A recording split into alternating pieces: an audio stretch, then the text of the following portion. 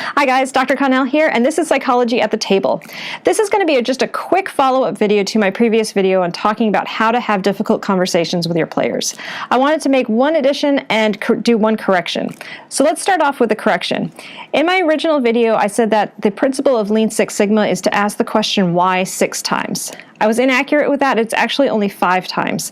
It's not going to hurt you any to ask it an additional 6th time, but they do only teach to ask it 5 times, so if you're having trouble coming up with that 6th why, that might be part of the reason.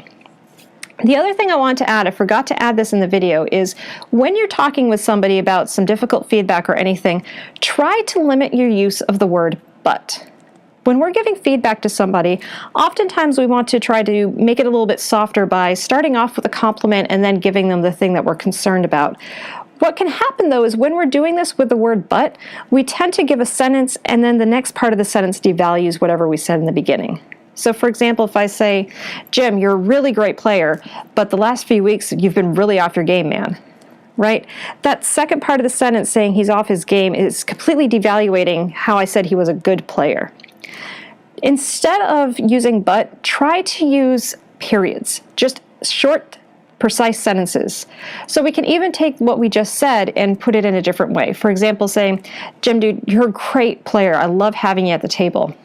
I'm a little worried, though. It seems like the past couple weeks you've been off your game. Is something going on?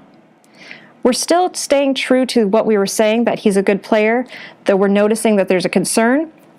Yet we're not devaluing that sentence of he's a great player and we like having him at the table. If you can decrease the use of the word but, it is extraordinarily helpful in just everyday communication. You don't need to eliminate it altogether. Just watch how often you use it and see if you can change your phrasing to include shorter sentences.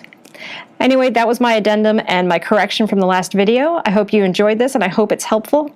And as always, let's make space at the table for everyone.